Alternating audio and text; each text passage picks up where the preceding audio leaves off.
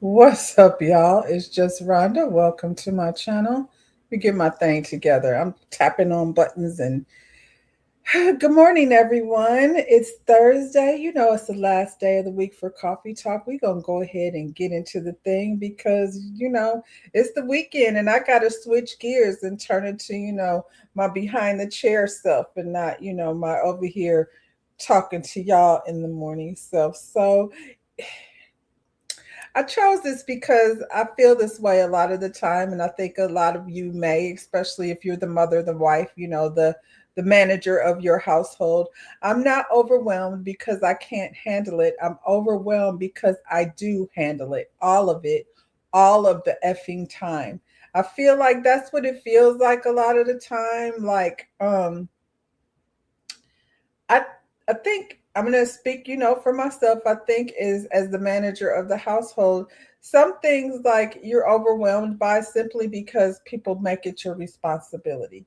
There's little things like, for instance, my kids have been with me their whole entire life. However, for whatever reason, they have this thing and it doesn't seem to stop that they just stick things in the refrigerator wherever they want to stick it. It don't matter. The things just get stuck in the refrigerator. Everything in the refrigerator has a space. You know what I'm saying? And then there's like random things like cheese or containers of fruit or something that could have been eaten, but they've shoved it somewhere. Sometimes everybody grown, so sometimes there's an overabundance of takeout packages in the refrigerator, and I'm like, why are there so many takeout containers in here? Because y'all DoorDash every day, and so I'm scrummaging through the refrigerator. Other day, my man looked in the refrigerator and asked me, "Was I okay?" And because he knows that for me, that's not okay. I'm a like everything goes in this particular space. I like, same thing with the cabinets and towels and all of those things. I like to see things folded and placed in a particular order, and that's not what happens around here. And it makes me feel overwhelmed because now I'm handling things that I didn't necessarily have to handle. It's not that serious. So yeah, all of it, all the effing time. That's how it feels to be overwhelmed. Can I handle it? I do handle it. So yeah, that's the reason why. Um, yeah, shout out to all the moms and folks out there that are handling it all the time. Good morning, Elsid. I'm here a little bit kind of on time this morning. I just, kind of said, let's go ahead and get into the things. So, yeah, while we go get into the things, might as well just go ahead and do it. Let me see.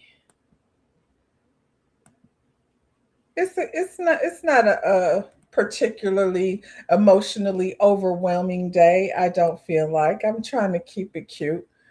Like, share, subscribe. Thank you, Elsid. I'll leave that there while I'm looking. Okay.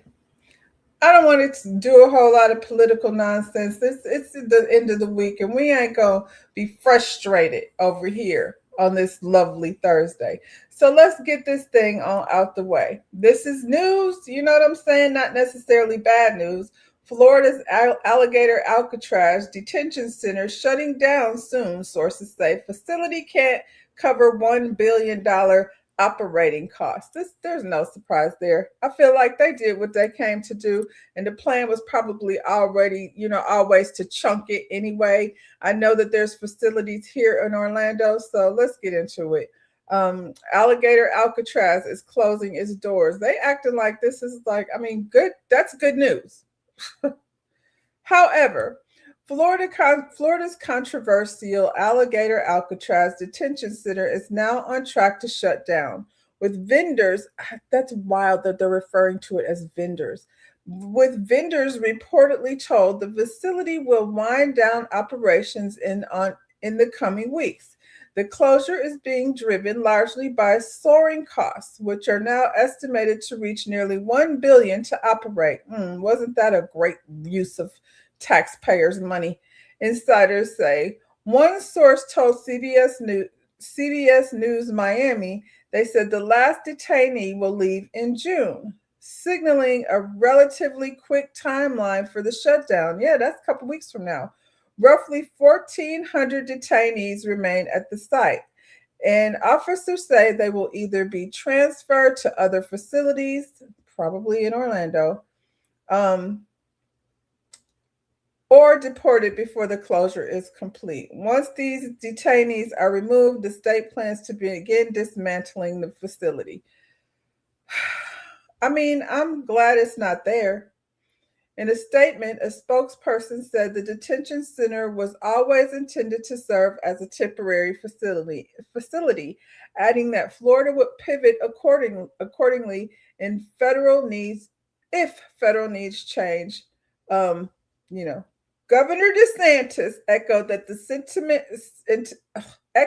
sentiment earlier, saying if we shut the lights out tomorrow, we will be able to say it served its purpose, but behind the scenes, concerns over funding appear to be accelerating the decision, which one source warning every day that it stays open, it is state taxpayers who would be paying the cost. Well, it seems like that was their intention all along. So, he said it serves its purpose. What a wild thing to say. Um, so I wonder, like all of these people that were running over there so fast to, become employed by ICE, I wonder where they gonna go. Are they gonna be feeling away, or were they told ahead of time that this was only temporary work, like they trying to say it? I think, yeah. I feel like I don't know that that's what they were told over there. I'm wondering why they're referring to these people as vendors. It's so wild. Like vendors sounds like something that would be, at a shopping expo or something to that extent. But at the end of the day, I guess we got to be cup half full over here and just be glad that this is no longer a thing. I don't know what they're doing. I feel like the money is definitely running out because for a while in my, neighborhood, it was a lot of people in the community page talking about ICE over at the 7-Eleven. It was whole lot of ICE reports. I haven't heard any of that lately. I haven't heard anybody talking about, what's happening around with frozen water people. Anyway, let's move on to something more positive. University of Chicago to offer free tuition for families making under 250K a year. A top ranked university, which is important. This is top ranked university, is making massive change that could dramatically lower the cost of college for thousands of families. University of Chicago announced this week that beginning in fall 2027, undergraduate students from families earning less than 250,000 annually may qualify for free tuition and expanded financial aid program. Where did money come from? Somebody was out there donating, because we know it didn't come from our government. They hate to have things that are, made to be for the people that are under a certain income bracket. Anyway, the school also revealed that students from families making under 125,000 with typical assets could have nearly all the college expenses covered, as they should, including tuition, housing, meals, and fees. I mean, it only makes sense. It's just making college available for people who wouldn't normally be able to afford it. I wonder if it's because the university as a business, not this one in particularly, but all of them, universities as a business are suffering because these kids are choosing not to go to school because, they don't have to.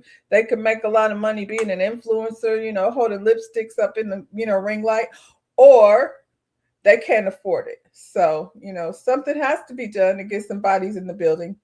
They'll find a way to, make the money. They get people have donated scholarship money. Obviously, they have enough, to spend. The move comes as college affordability continues to spark national debate, with many families struggling to keep up with skyrocketing tuition costs. U Chicago's total yearly cost of attendance reportedly approaches six figures when housing and additional expenses are included. I don't feel like they're the only ones. And like, who got that? People like, I'm going to just go to school, close to the house. University officials say the expansion is designed to make the elite higher education more accessible to middle class families who may not traditionally qualify for significant financial aid. Hmm. Maybe it's because middle class people are programmed differently. And, billionaires' kids are kind of dumb to some extent because they don't have to do anything. They just, get somebody else to do it for them.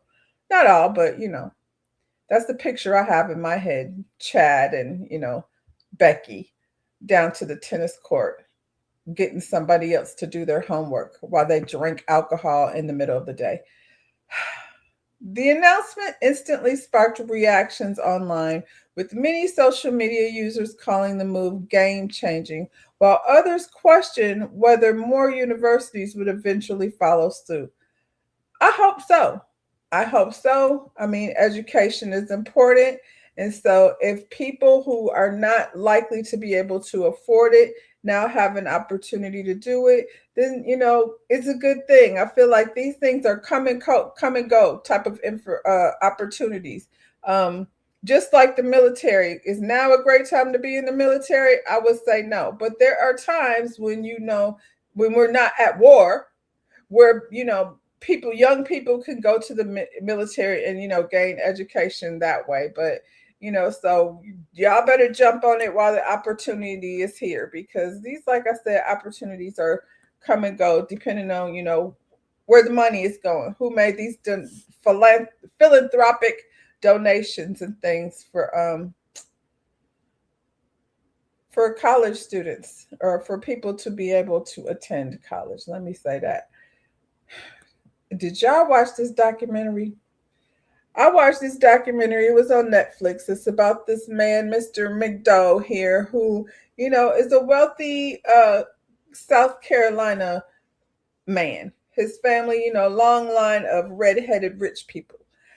And the story starts with this young lady, the kids are out boat riding. The spawn of McDowell, his kid is drunk and belligerent, and somehow or another this young lady gets unalived on this boat ride, and the kid said it was his fault because he was drunk driving that boat. But because they didn't come from the same money as this kid did, this family just had a habit, I guess, because it seemed to be a habit over there of doing terrible things and buying their way out of it. Powerful family in this town they live in. So, there was a whole documentary about it. Another thing, I think they took out the housekeeper. He was doing shady stuff with insurance money, and people's lives were at risk being around this family. And then, his son gets in trouble doing some nonsense over here, and it became a whole thing. But anyway, he got convicted, and now it says court overturns Alex McDowell's double murder conviction. That's wild. Is this the more Supreme Court? Yep, the Supreme Court is trash. Remember back in the day, it seemed like an honorable thing when people would go in a room and have balanced conversations and try to convince, you know what I mean, and vote on things that were either right or wrong. Now we got, three people and the rest of Trump's friends overturning things. This man is responsible for multiple murders, including his wife and son. But the Supreme Court has overturned Alex McDowell's murder conviction and life sentence in the unalivings of his wife and son, ordering a new trial. So that's going to cost money, and we got to go through trial all over again. And when time goes by, hopefully they'll be able to have more evidence than they had the last time. I have a feeling there's a pardon on the way. The court ruled that McDowell did not receive a fair trial because of alleged improper influence on the jury by Colton County clerk of Court Becky Hill. Oh, good grief. Not Court Becky Hill. This ain't no neighborhood I would be trying to find. I'm living in Court Becky Hill County. Anyway, McDowell was convicted in 2024 for a 2021 redrums of his wife, Maggie McDowell, and their son, Paul McDowell. In a case that gained national attention, he was given 2 consecutive life sentences. Prosecutors argued he carried out the unalivings to gain sympathy and to distract from his financial crimes. Despite ruling Despite the ruling, McDowell will remain behind bars. He is currently serving a 27-year state prison sentence and a 40-year federal sentence tied to financial crimes committed before and after the deaths of Maggie and Paul. Like there's other stuff out there. He's still in jail, but he's got the thing overturned. So I don't know if he stays in jail until they go through another trial. Which, like I said, what a waste of money. Why is the Supreme Court over here messing in stuff that already been taken care of? Because he got access to a whole lot of money. That's why. So I feel like the billionaire club is a hot mess. Y'all just over here with bodies and files and nonsense everywhere. So I guess we'll be hearing about this, but yeah, as of now, his case has been overturned. Yippee! I'm sure y'all are ecstatic over there in South Carolina, North Carolina, wherever the hell y'all is with this man. So I thought this was interesting information just based on what's going on with the media right now. It says franchises canceled, zero ownership, the unscripted floor is being pulled, not cracked. Love and Hip Hop, Basketball Wives, Jersey Shore. Y'all was watching Jersey Shore? I wasn't watching Jersey Shore. It says, I've spent months researching for this week's newsletter, and I genuinely believe it's not one of the most important ones I've written for TV. It is. She believes, it's not. I genuinely believe it's one of the most important ones I've written for Decoded. Love and Hip Hop, 485 episodes, canceled. Basketball Wife, 12 seasons, canceled. Nick Cannon created Wild 'N Out, but built the culture around it for 20 years, now being sued for trying to take his own format somewhere else. 3 Black creators, 3 franchises that defined an era of television, zero ownership. This isn't bad luck. This is structure we've all been working inside. I mean, I feel like it happens in most industries. But here's what I also want you to know. There's a window opening right now that looks exactly like the moment I lived through in 2004. And producers who see it and move first are going to be in a completely different position 5 years from now. The full breakdown is in this week's newsletter, everything, the research patterns, the playbooks, and what I think you should be doing right now. So let's get into it just a little bit. It says unscripted commissions are down 31%, while overall streaming viewership is up 18%. Unscripted reality shows, there's so much of them. For those of us that review them, good morning, Lotus Egyptian Flower. What does his surviving son have to say? I haven't seen that. You talking about McDowell. His surviving son, I think, was the favorite one. And he was the one that helped get this documentary together. But I think also he's the gay son. So there's that. And you know how they feel about that. So I don't know. In the meantime, he's sitting there.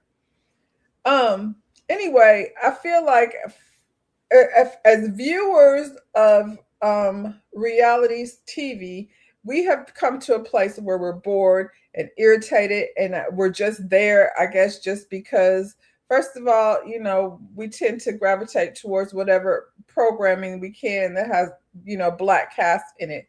And we tend to support it for that reason. But at the end of the day, I feel like they're phoning it in. And what started out being an era of reality TV, maybe, it's time to get back to scripted, and there's an opportunity for people, independent writers and creators, to have platforms to build audiences and not rely on Paramount and what they're doing over there. Like I think Love and Hip Hop is under the Paramount, they bought BET and, VH1 and all of that or these shows are getting canceled based on them not wanting us to have representation. So I feel like she's right. It's definitely a window. Good morning, High Vibe. And it's time for people to stop being lazy. People being paid, to meet up at a dinner table and say how each other was rude and his feelings got hurt or, whatever they're saying, Frito cock, Frito coochie. The things that they're doing over here on unscripted television has become bored and tired. And maybe, it's time for people who are actually creative to come back and, give us something worth looking at. So I'm not really mad at that, but it's also, again, like she was saying, a window for, we got to figure out a different way to negotiate these contracts. Pay attention to what's going on, because how, Nick Cannon being able to not being able to walk away with Wild 'N Out based on non-competes and that kind of thing. It is what it is. So, moving forward, you have to do things differently. Wild 'N Out, it was time for them to go somewhere anyway. I don't really support whatever Nick Cannon is doing, unfortunately. The audience didn't abandon non-scripted. The buyers did. I think we tired of it. When Paramount, VH1, and WBD started rationalizing their slates, unscripted took the first hit. The networks and streamers that built empires on the backs of reality formats like Love and Hip Hop, Basketball Wives, Wild 'N Out are now cutting orders, compressing fees, and replacing production companies at will. Nick Cannon created Wild 'N Out in 2005, but he built the culture around it. Hosted it, and for 20 years, it was 20 years, good grief. Then tried to take a version of his own show to Zeus Network, and Viacom sued him. He built the franchise, they own it. Yep, but that's the negotiation that he made at the time. Like in the beginning, you have to negotiate based on what the opportunity is there for you. Byron Allen has built his own. See, that's what I'm saying. It's like, things are falling into place. I agree, Lotus Egyptian Flowers. Things are falling into place. Byron Allen just, bought, what was it, Reddit or BuzzFeed. He bought BuzzFeed. And then you got Taraji and what's her name? Lisa. It's not Lisa. Issa Rae. You got Taraji and Issa Rae over here on Lifetime, I believe. There's different, avenues of things. I'm here for scripted because, like I said, after a while, even reality TV, I think there's a fresh new way to do it. And, not the same format of these women walking around with Louis Vuitton bags and, designer clothes talking about they in bankruptcy. The interest has to be moved in a different direction. And then these new opportunities, like I said, we back on the chitlin circuit, y'all. And y'all are going to have to, make deals based on where you stand. So, Wild 'N Out, there's been so many different comedy shows. So Wild 'N Out did what it was supposed to do for the time. For Nick Cannon, he got a lot of kids to feed. But, it's time for something new. And hopefully it won't be over at Zeus Network because I don't. Zeus. The format was always structured so that the network owned the assets and the producer owned the labor. It's just like the record industry. When the buyer pulls back, the producer has nothing to fall back on. No IP, no library, no leverage. Love and Hip Hop became one of the highest rated unscripted franchises in cable history. 485 episodes, 30 seasons, 4 cities, 15 years. Mona Scott Young created it, built it, and EP'd every version of it. The IP sits with Viacom last week.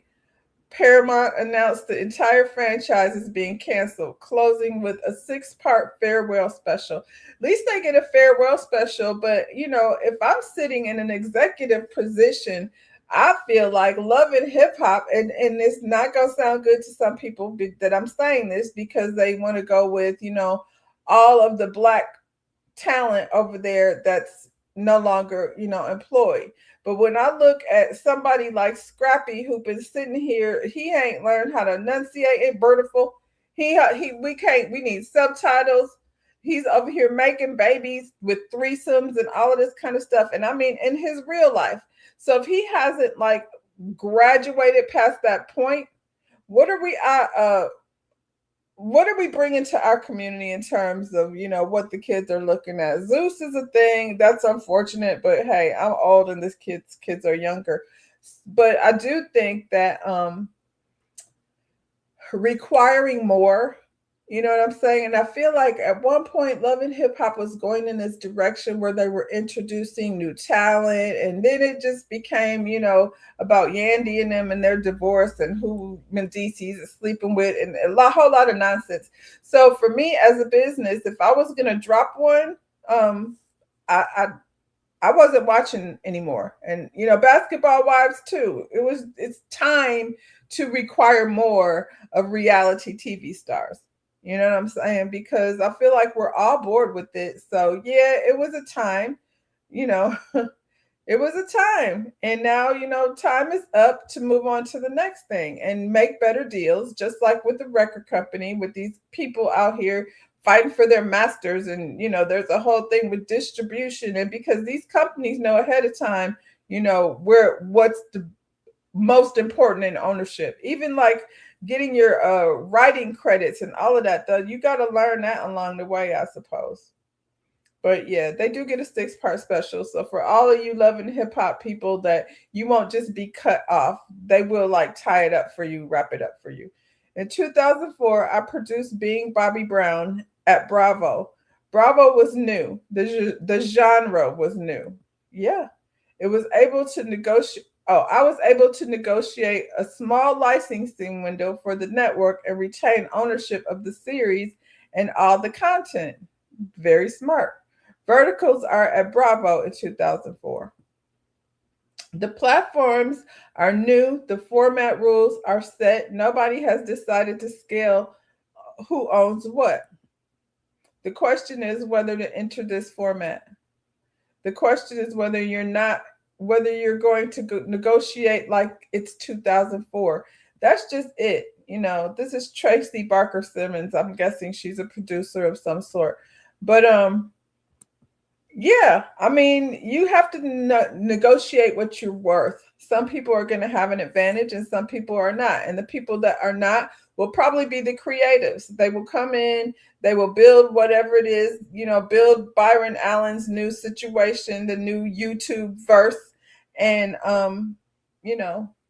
the powers that be will get the most money because they put you in the position, and you just the more you grow, the better you negotiate. But I am kind of excited a little bit about these different avenues, because the media right now is being controlled by people who don't want to see us. But we are not gonna be unheard, so stop.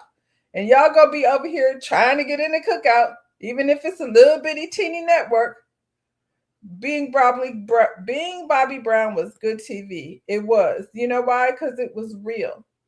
It wasn't a manufactured thing that we're watching all the time. Like to sit, like I just reviewed Real Housewives of Atlanta. We gonna sit all these fake individuals. K. Michelle sitting here with her booty cheeks leaking out on the seat. Portia over here may or may not sleep with your husband, but probably if you leave her alone with him long enough.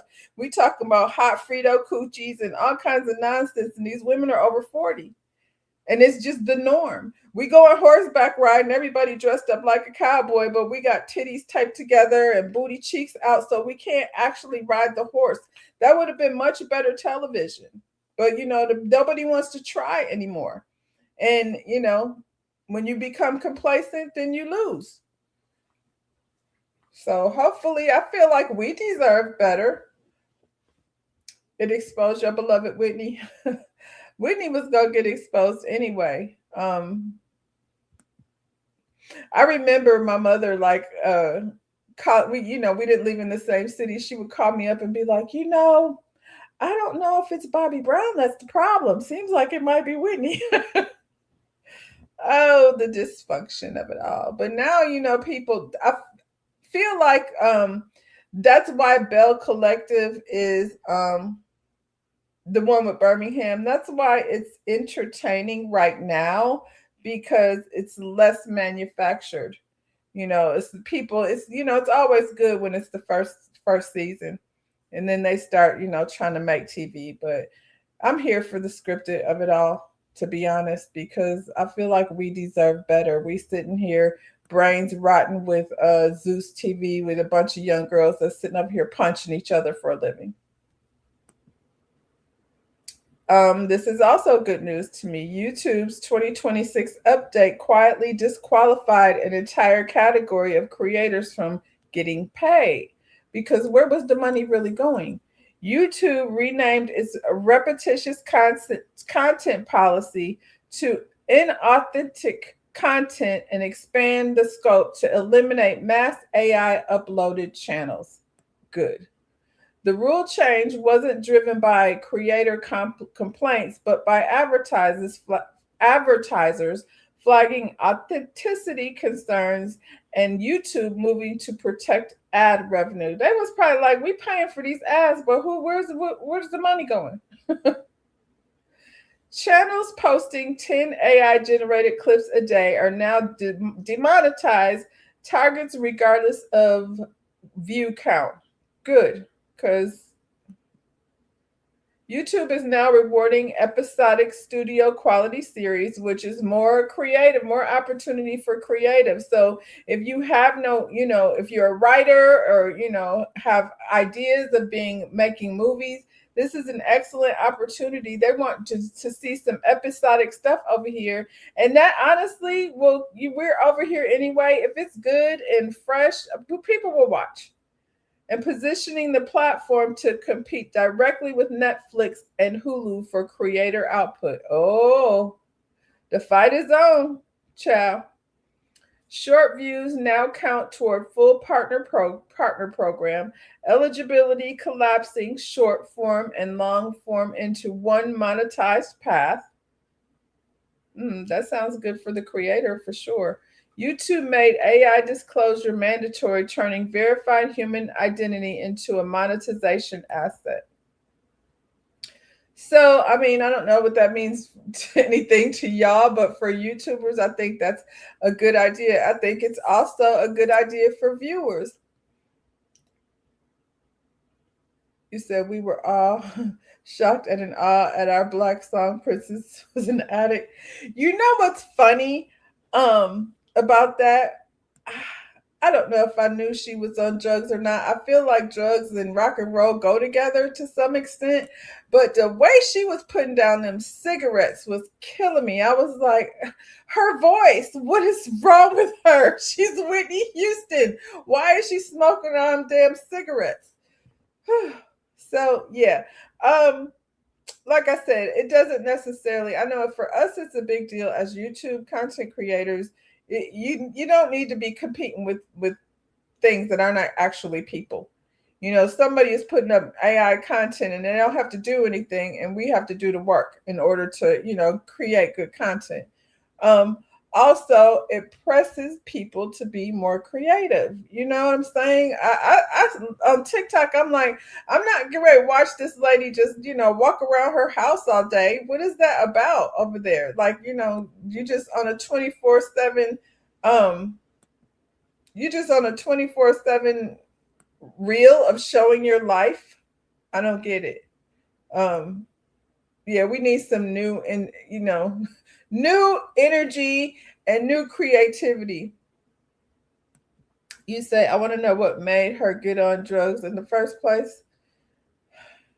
The story has been told. The Hollywood, the abuse in Hollywood, the growing up in the church and growing up in the church and the struggling with the lesbianism of it all. She was under a lot of pressure.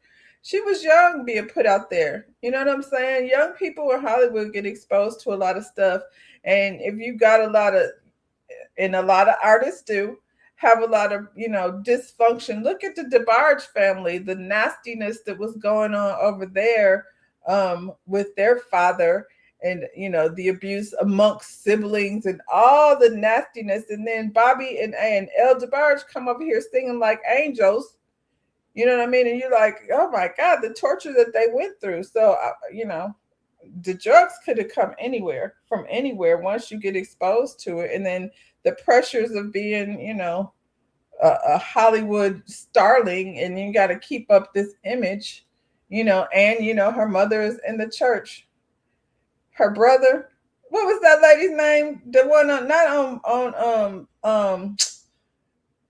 not on Bobby being Bobby Brown, the one over there with her daughter, Pat was over there. Her and her brother was over there exposing her. But everybody has choices. You know what I mean? At the end of the day, I know she was Whitney Houston, but she decided to, turn to drugs. So it don't really matter who introduced her. I think most of us have been exposed to it in some way or another and made the choice not to go that route. I often wonder, like, what in the hell makes you want to smoke crack? Like, you haven't seen enough crackheads in your life to know that ain't the route to go, but some people gonna do it anyway. You remember him saying it on the documentary. Yeah, he might, like I said, might have been the one that introduced her to it. But she was a grown person with free will. You can't make somebody turn somebody into a drug addict. So be careful out there, y'all, because we back on this autonomous. The California DMV just gave the green light to test self-driving 18-wheelers and semi-trucks on its roads. If the test run goes well, California can make autonomous 18-wheelers legal. I ain't planning on going on California, so, and I'm damn sure not going now if that's what they was doing. California is moving closer to allowing I hate this word, autonomous autonomous 18-wheelers and other heavy-duty self-driving vehicles on public roads. The California DMV recently adopted new autonomous vehicle regulations that expand the state rules beyond passenger vehicles and authorize testing and deployment pathways for larger vehicles used in freight and transit. Whew. The problem with this is, they're not good at picking up on, just small changes. Anyway, the change is significant because California had been one of the toughest states for autonomous trucking. Earlier proposal targeted vehicles over 10,000 pounds, a category that include many commercial trucks, many commercial trucks and semi-trucks under new framework. Though they coming for the truckers' jobs. Get these things rolling. You don't have to pay somebody. He don't have to sleep. He can, the autonomous trucks can drive 24 hours a day with no stopping. Who gonna put gas in it? Anyway. It says, under new framework, companies can apply for a permit to test and eventually deploy heavy-duty autonomous vehicles, but must meet added safety, reporting, and oversight requirements. The move has drawn support from parts of logistics and freight industry where autonomous trucks are seen as a way to reduce costs, address driver shortage, and improve efficiency. But labor groups, including Teamsters, have pushed back. I guess they have, warning that driverless trucking could threaten jobs and raise safety concerns on highways shared with regular drivers. Absolutely. They just don't have that, they operating on what they're, computed to do. California's update rules also come with stronger enforcement tools. Reports say law enforcement will be able to issue notices or citations connected to autonomous vehicles violations, giving regulators more power to hold companies accountable when driverless vehicles break traffic rules or create safety problems. You mean like a malfunction where the truck rolls over people and they die, for God's sakes? For now, this does not mean self-driving 18-wheelers flood will immediately flood California roads. Companies still have to qualify, test, and prove they can operate safely under the DMV's requirements. But the decision marks a major step towards making autonomous freight trucks legal in one of the nation's largest transportation markets. I this it's just I'm speechless. Um my uncle was a trucker, and when you have a person behind the wheel, it's so dangerous sometimes. What about in the snow when these 18 wheelers are jackknifing because of black ice and um oh my God. You said, what in the world? Why do we need self-driving 18 wheelers? Because we don't have to pay the drivers. We can just transport, with the truck. All we have to do is purchase the truck. You said we cannot get the taxes right, and we gonna do it with 18 wheelers. Yeah, child. You do the taxis. Yes, the taxis are flawed. Now we're gonna do it with 18 wheelers. Is it really killing the trucking company profits to pay truckers? I mean, like I said, just a safety issue in terms of what's going to happen when, the thing run on black ice. Like Elsa said, the taxis are a problem. So let's go over there and talk about it. I got a little something over here where one of these, what do they call it? Waymo. One of these Waymo cars is causing way more trouble than it is, convenience over here because it's situational. So the Waymo is turning left into oncoming traffic. Why? Because it's an accident and the police are there and it's going by the traffic light and not by, oh, why is it doing that? It's going by the traffic light and not by, the police operated. Let me try again. Technical difficulties. Please stand by. Don't forget to like, share, and subscribe while we're over here figuring out why Rhonda can't make the thing work. Let's try again. Oh, it just don't want to do it altogether. Maybe it's not user error. There we go. We don't need no music. So you can see that there's a traffic stop. The police are, trying to regulate, trying to manage the situation, but the Waymo car needs to turn left. He's turning left in the middle of oncoming traffic. That's what's happening. Imagine being a passenger in this car and you see this traffic coming. You know there's no driver and it's continuing to try to do, ooh, here comes the bus. It's continuing to try to turn because it's not familiar with, incidents that come up while you're traveling. So, yeah, I'm sure California drivers are super excited about the thought of having 18 wheelers with no driver in it. I just don't understand the need to eliminate people. People, you need people for a quality of life. I'm sorry. And if you don't like people, stay in your house. But that don't make sense to me. People need to operate the damn cars. Okay, we'll get into some little bit of celebrity stuff. Not all the comedians were a fan of what was going on over here at Kevin Hart's roast. I think the problem is roasts are meant to be private, not for Netflix.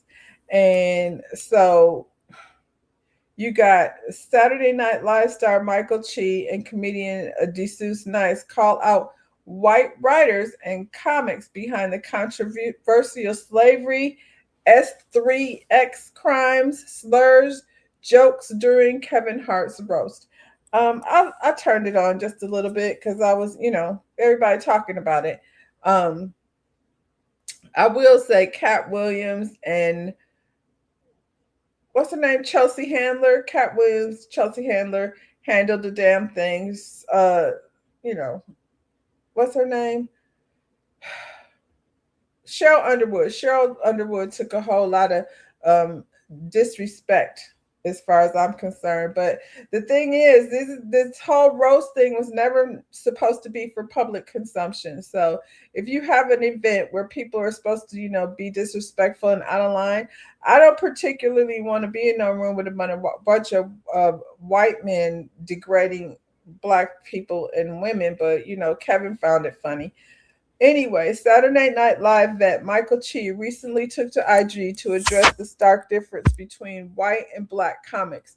Michael, who was initially slated to join the lineup of roasters but couldn't attend due to scheduling conflict, appeared to call out white comics and writers behind some of the night's more controversial race jokes. I wish he was there. He's kind of clever in the way he thinks. I wish he was there. It would have been interesting to see his response because what's her name? Cheryl Underwood, she came back with a response that sliced this nigga up one side and then Chelsea Handler handled the other side. White guys and it says white guys and black people joke different. I don't know why he's saying guys, because some of the girls be crossing the line too, but black guy roast like, look at this nigga's shoes. White roast are like slavery, math slang, teens, sex 3x crimes, slurs, family secrets. White guys don't give a flip about their shoes. Michael isn't the only one speaking out. Comedian TV personality Jesus Nice shares similar thoughts on the video post, saying, "You got to wait to the end to see who the writers were. And then you go back and watch it and you're like, wow, not a lot of the black writers, but a lot of black jokes. Some of those weren't even jokes, was just straight up racist." Yeah, and these writers were white that, came up with this line of it's supposed to be private anyway. Deuce and Michael join a growing list of comedians and celebs calling out jokes aimed at the black community or black culture that came from white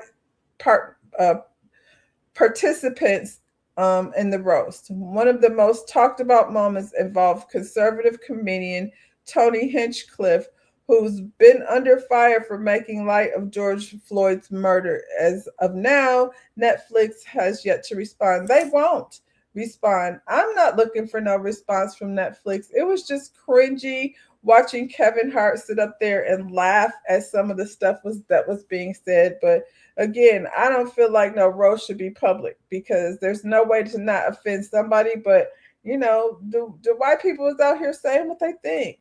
They're free to do it. So there you go. Kim Kardashian Skims sued by an employee who claims workers were denied overtime pay, meal breaks, and full wages. Well, she is amongst the Jeff Bezos crew of company being kept. Legal trouble is mounting for Kim Kardashian shapewear company after a former employee accuses Skims of violating California labor laws in newly filed lawsuit. According to TMC, a man named David Knight filed a lawsuit against Skims claiming the company failed to properly compensate him during his employment between October 25th and December 25th in California. Knight alleges that he and other workers were denied overtime pay despite allegedly working more than 8 hours a day and more than 40 hours a week. This isn't uncommon. That's why you need the union. That's why they don't want you to have none. The lawsuit also claims employees were not provided legally required meal breaks or rest periods. In addition, Knight alleges Skims failed to pay at least minimum wage for all hours worked and did not issue all wages owed following discharge or resignation. Get a man his money, for goodness sakes. Knight is seeking class action status, arguing other employees experienced similar alleged labor violations and should be included in the lawsuit. Kim Kardashian is not personally listed as a defendant in the case, probably because she didn't write her name down as the grantor. Skims has strongly denied the allegations. In the statement issued to TMC, a representative for the company says Skims denies the allegations in this complaint. This is a boilerplate filing, the same recycled template plaintiffs' firms send to employees across California fishing for a quick settlement. Or not. The statement continues, we have no interest in settling claims without merit. Skims is and always has been firmly committed to compliance with California wage and hour law, and we look forward to demonstrating that in court. I hope they get their day in court, to be honest, because I think that a lot of companies try to they bet on the fact that you're just not gonna fight, that you're just gonna be like, it's a big corporation, I'm never gonna win, and that probably happens a lot. I think a lot of companies try to work people based on their deadlines, and they think they're getting overtime pay, and they do not. So yeah, Kim is not directly involved, but she might want to step in and settle this out of court, pay them people, because that's a short amount of months. So it's not like billions of dollars is being lost from their company. He just asking for minimum wage. And if the other people stand up with them, good, because, these corporations is just they just don't give a damn about the people that work there. Do you guys watch Real Housewives of Beverly Hills? Because if you do, and if you don't, good morning, Jai Tony, Mauricio Umansky, Kyle's husband. So apparently Kyle's husband was over here trying to get in Lala's DMs. And so Lala, put it out there. She was talking on a podcast and she said he was trying to get down in her DMs. And, Mauricio says she lying, but we're going to see. We're going to see what, oh my goodness. I'm having a technical difficulty day for sure. There we go. We're going to see what Mauricio was over here doing. He out here in the streets, doing his thing, and he was shooting a shot. But the thing is, this was 2 years ago. Mauricio. What's up, man? How you doing? I'm good, you? Hey, so how do you feel about girls going public about your DMs? What? How do you feel about girls going public on your DMs? Lala Kenson. Oh, man, she's such a fucking liar. It's not even funny, dude. Like, really? Like, I mean, I was thinking about actually posting the post, but I'm going to tell you, she's a liar. I did message her because she was talking, and I said, hey, you want to talk shit about me? I'll talk to you. And she said she said in the podcast that she never opened the text. I'm going to post the text. The last word on my text, and it's a long text, says, let's have coffee.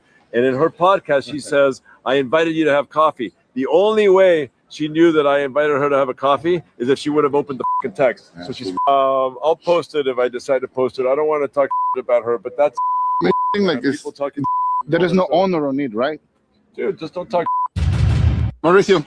What's up, man? How you doing? Kyle is a strong woman. Strong woman. And I don't even know if I should be sharing this. It happened so long ago, I have to say. When I was doing the podcast with Easton and my old assistant, Jessica, I got the weirdest DM, and I was talking about Kyle and Mo at this time. And this was like at the height of them not really knowing what they were doing. But I got a DM from him saying something along the lines of, I talk about him on my podcast, and he would like to grab a coffee. And I just never opened it or responded. I'm like, what? I mean, there's what not would a you have to talk chance. about? And maybe trying to convince me that what I was saying, I don't even know what I was saying on the podcast about him at that time. Kyle is a strong woman, strong woman. And oh, he was trying to do control damage. it could have been control damage. I don't really know the point, but I'm certainly not going to be caught out having coffee with you. That's not going to happen. What a good look. No, beyond the look, it's like, just no. We don't need to talk about there's so many other podcasts that are talking about this exact same thing. What you want to do? About me. How about we'll all grab a coffee and you can try to win us all over? Because it's not going to look good for you. No, well, certainly not a one-on-one. If you're upset about the Well, not podcast, for there's him, many just- a podcast that are talking. So we're gonna need to make this a group meeting. He's trying to put out like one little fire when the whole mountain's flaming. It's like, buddy, just good luck. Oh, he was trying to do control. Now, this is funny because Mauricio Chow, he was over here doing what she said he did. It doesn't make sense. Like she said, she was on a podcast talking smack, because that's what Lala does, talking smack about Mauricio or whatever. He was out here at the airport. You know, he been kissing in public and all kinds of things, and him and Kyle are not divorced yet. But he, reached out to her. He's saying she's a fucking liar. She's a liar. That's what he said. And he said, if you want to talk smack about me, let's do it. Let's meet up or whatever. However he said it just then to that TMZ person was not what was said. But she got the receipts, because here's the here's the text message. It says, "Hey Lala, how are you? Hey, I'm wondering, since you seem to have an opinion and speculations about me as to whether I'm a player or not, I would like to talk to you. Let me know if you're up for that, by phone or happy to get a coffee." So he said, hit me up. We could talk about it on the phone. We could go get a coffee, but that's exactly what you said. So I don't know, what she's talking about, like why he's saying she's a liar. She says, okay, maybe she opened it, but she says she ain't respond, so she wasn't giving you nothing. Can you imagine if Mauricio and Lala went out anywhere in LA for coffee? That would be all over the headlines. So I'm not sure why he was trying to do that. But what would happen is Mauricio would be considered this player that's out here getting, hot Hollywood blondes on his roster. And she would be considered a homewrecker, because she came into this, with that boyfriend, her baby daddy. She came into this situation.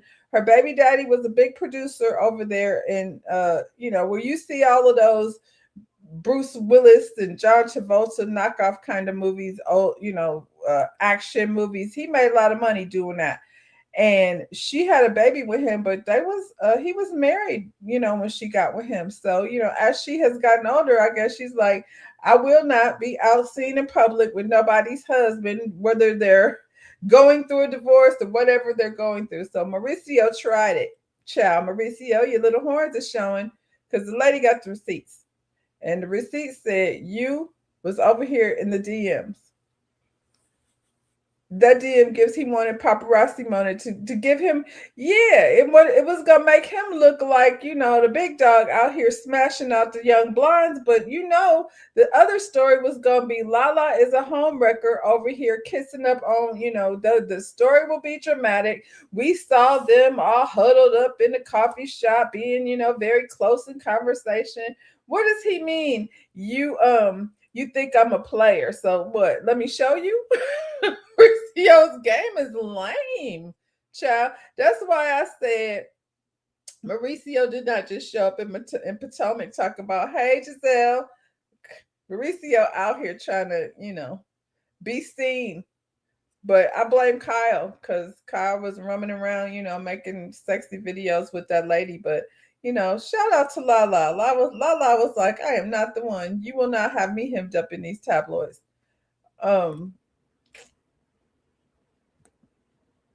Okay. Lizzo is over here complaining about the algorithm. And this is just a testimony to me. You have Michael Jackson out here making breaking records, and he's and he's not even here with us. Lizzo's complaining about her algorithm. What you say? He's still fine. He is fine, but that was lame. He was trying to set her up. Sir, what you say? She was like, sir, you're old enough to be my father.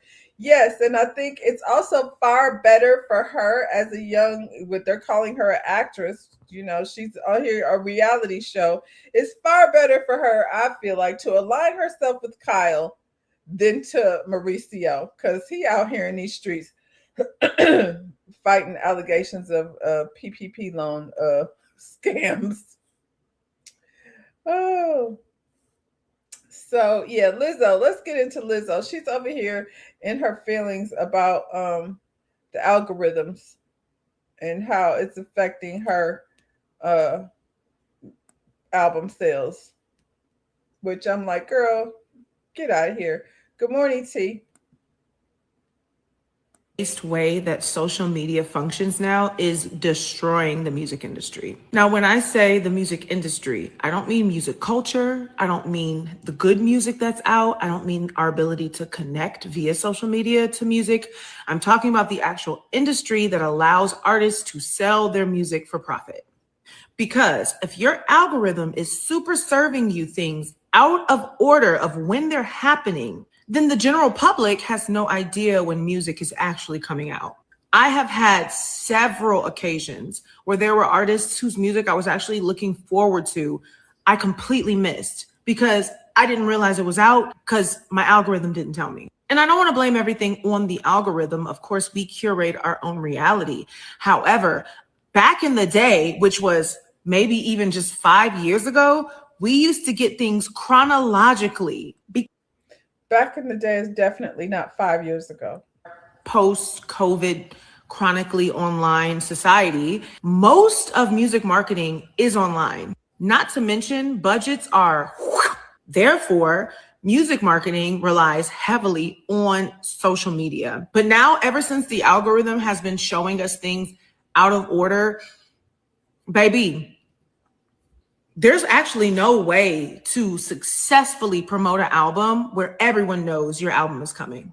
Now, mind you, when I say everyone knows your album is coming, that doesn't mean whether they care or not that it's coming. Believe it or not, once upon a time, there were artists who were just the biggest on the planet who everyone knew their album was coming, whether they were going to buy it or not. It was ubiquitous. Where it bites me in the ass is I have a private page. I have a private page with over 280,000 people who follow me because they support me, because they love me.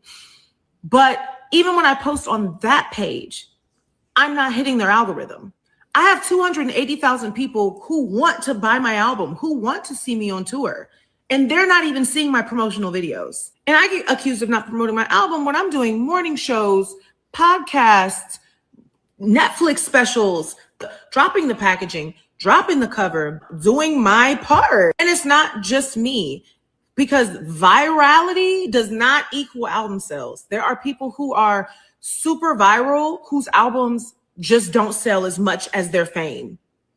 Their albums don't match the amount of views they have on their posts. And listen, is it just me, or did she just like disprove her own point? I mean, if virality doesn't equal album sales, then what is you over here talking about? I'm going to be okay. I'm a big girl. I'm a very successful woman. I have a loyal fan base. I'm saying this to bring awareness to where we're headed. It is deeply concerning, you guys. Fans are not even aware that their favorite artist is releasing music. And they're doing everything they need to do to keep up with their favorite artists. They follow them. Something has got to give about this, but you know what? What do I know? I'm just a girl. The algorithm. No, I'm just a girl. You just a spoiled girl. The fact that she's like living her life based on algorithm is, nonsensical to me. What you say, girl, make better music?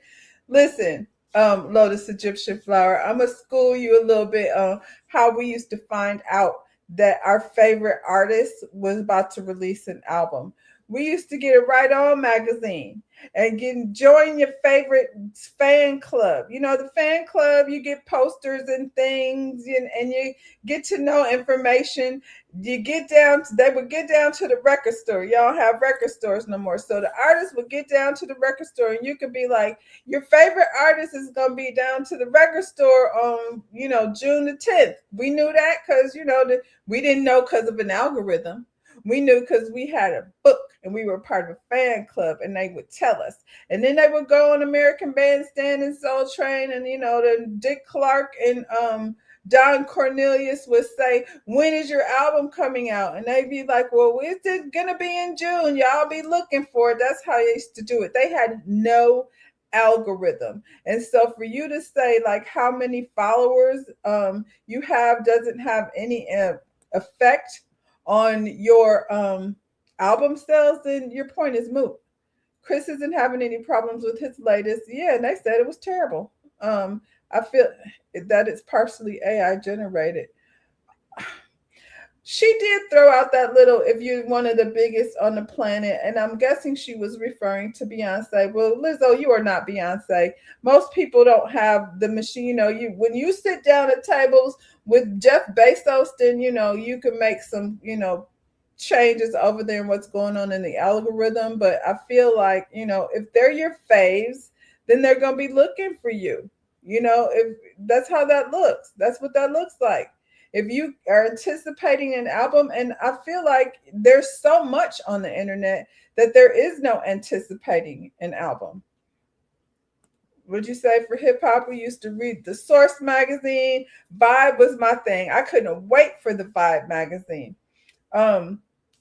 That's where you got all your information. So does Vibe magazine have a fan page? Like, I don't have no problems. You know, my algorithm puts out the same stuff that I'm always using. Now, Beyonce, I don't see her. She's not on my algorithm. But her album, I always know when it's coming. So, Lizzo, this sounds like bullshit. Does she have an album coming out? She does look lovely. I've seen somebody say something about some Ozempic. I don't know. Looks like she's off the Ozempic. I think the Ozempic is something that you should probably use and then get off of. And then you don't turn into a bobblehead.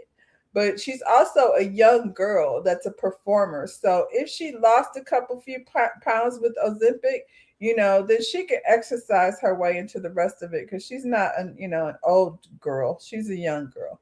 But she's also a spoiled little thing who thinks that, you know, her algorithm is the reason why her album sales, you know. Did she have an album come out, or did she just come over here to rant and rave? I don't know.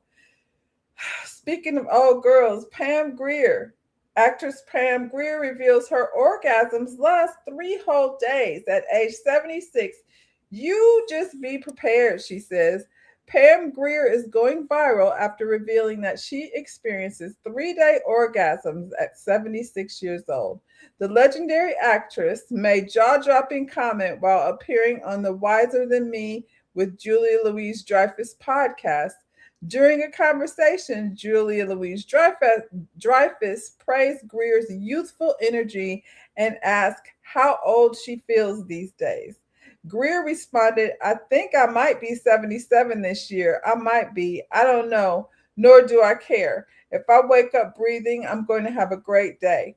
As conversations continued, Louis-Dreyfus asked if Grier still feels young, leading to the actress to now viral response. Well, yes, I do. Because when you're young, you can have 3, 4, 5 orgasms in an hour, Grier said. But when you get my age, you have 1 orgasm and it'll last for 3 days. Clearly stunned, Louis-Dreyfus asked, what are you talking about? Like, what are you doing down there to get a 3-day orgasm? I need details. Grier replied, you don't have to do anything, but when it happens, I just want to tell you, just be prepared. It's going to be 3 whole days. Wow. I am not 76, 77. I can't speak on this, but I don't believe this is something I want to experience. I'm sorry. She says she don't know like how it started, but once it starts, it's going to last for 3 days. What does that look like? It seems painful. I don't know. You say you need to hear more about this. I feel like she's left some details out, but like, what does that look like? Can you go out in public while you're having this orgasmic moment for 3 whole days? And then what happens? Like, I feel like your heart might stop based on, I don't know what's happening here. I do remember when, Tracy Tracy was on the Braxtons and she was having some problem where she kept on having an orgasm. So I guess that's a thing. I'm happy that, it's not a thing for everyone, because I don't know that it's a thing that I would want to be experiencing for 3 whole days. I'm just saying, you know how you say too much of a good thing ain't good for you. And you like say, remember when you were a kid and you were like, I wish I could eat ice cream for breakfast and for dinner and for lunch, and just I'll just have different flavors of ice cream because I love ice cream. And then somebody let you have too much ice cream and you laying over somewhere slumped over with a stomach ache because you can't have all that ice cream. I feel this is the same way. I feel like, girl, who said that? Go see a doctor? Yes. Girl, go see a doctor, because this ain't normal. Is she feeling it for 3 days? She said once it turn on, it don't turn off for 3 days.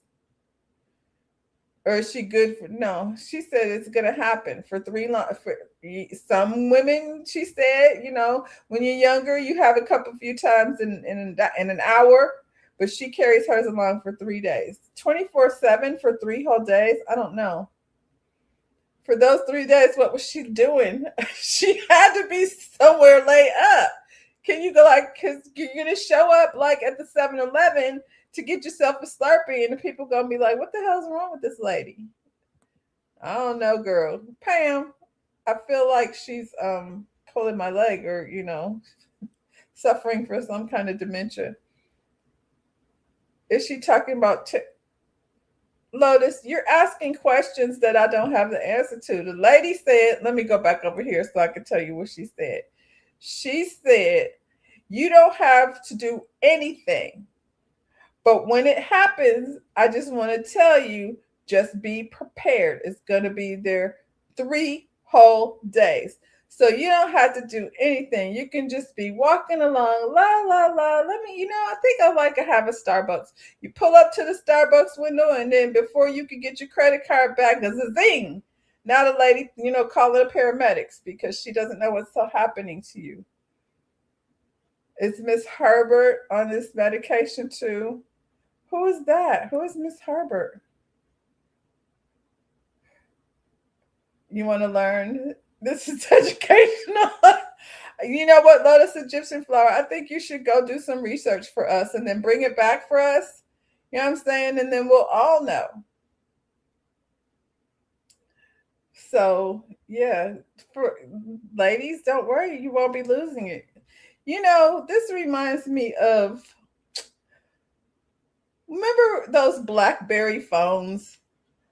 Maybe she's like running out of orgasms. Maybe she's like, you know what I'm saying? Maybe these are like her last ones.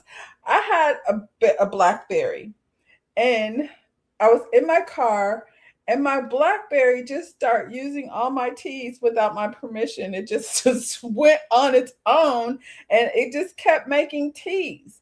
And when it finally stopped making T's, I couldn't use my T no more. So I had to get a new phone because my BlackBerry short circuited somehow.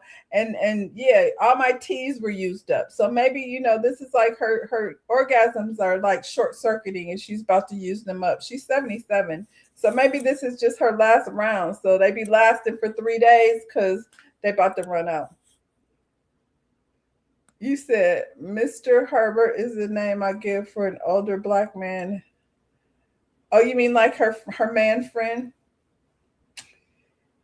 She said, again, let me go back just to make sure. She said, you don't have to do anything. So I don't know if it's Mr. Herbert or not, but for her, you don't have to do anything. It just happens. And when it happens, it's going to be there for 3 days. Sounds like a neurological problem. That's what I said. She's using them up. Just like my T's went away. Can you imagine? You find out that you can't really type anything without the use of your T's. And so, yeah, I had to switch from my BlackBerry to whatever came after that. You know how the phones upgraded. I liked that BlackBerry. It was cute. It was red. And yeah, it sat there and yeah, all the T's used up. I feel like all of her O's are about to be gone. Jesus Christ, I'd be looking for a pill to stop it. Can you imagine going to the doctor? I'm having too much ooh-wees.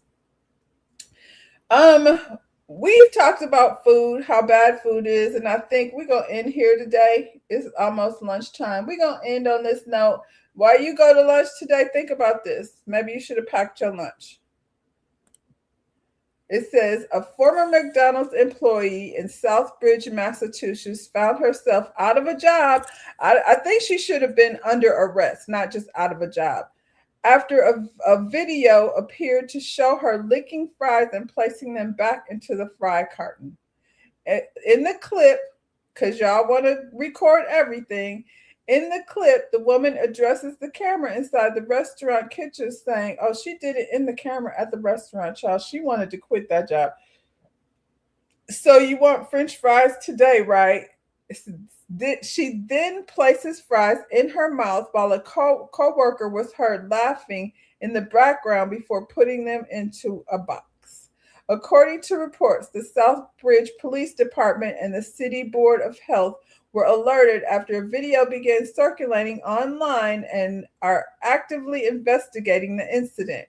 We are aware of a video circulating online involving an employee at a local fast food restaurant allegedly contaminating food before it was served. We are also working to determine whether the food was ultimately served to a customer. It was, and that ain't the first time, and to identify any individual who may have been affected. Anybody who ate there at that particular McDonald's. The Spedia and Balducci family, who own the McDonald's, said the employee involved have been since fired. The actions of these individuals are unacceptable and do not reflect our organization's food safety standards or values. I would hope not. They are no longer employed by our organization. I feel like charges should be pressed. Let's see what this nasty girl over here doing.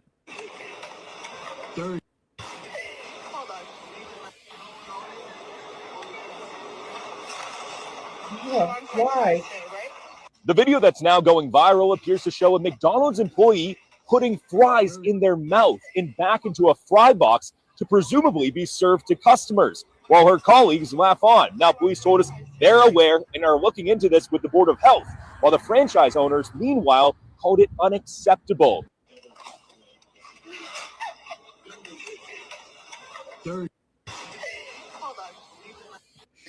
I feel like this nasty boy over here helping her should be in trouble too. That's why I eat out as little as possible.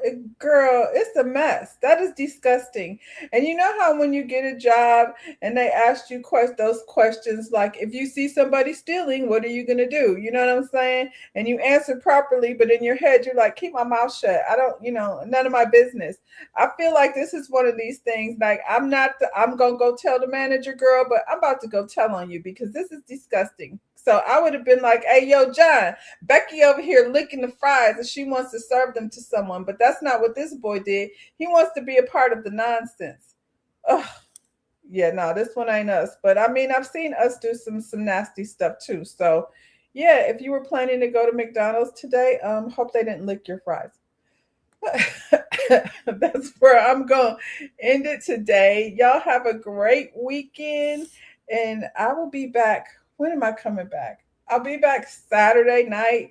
Saturday night at 7. I'll be back to review Bell Collective. I'm going to go ahead and do these last few live because, I haven't done any live yet. So, yeah, if y'all haven't been watching Bell Collective, before I go, right quick, have y'all watched Nature Boy on Hulu? Watch Nature Boy. If you haven't watched Nature Boy on Hulu, try to find some time to watch that, and we'll discuss that on Monday morning when I come back. So in the meantime, y'all, enjoy the rest of your weekend. Like the video, subscribe to the channel, and I'll see you when I see you. Bye, y'all.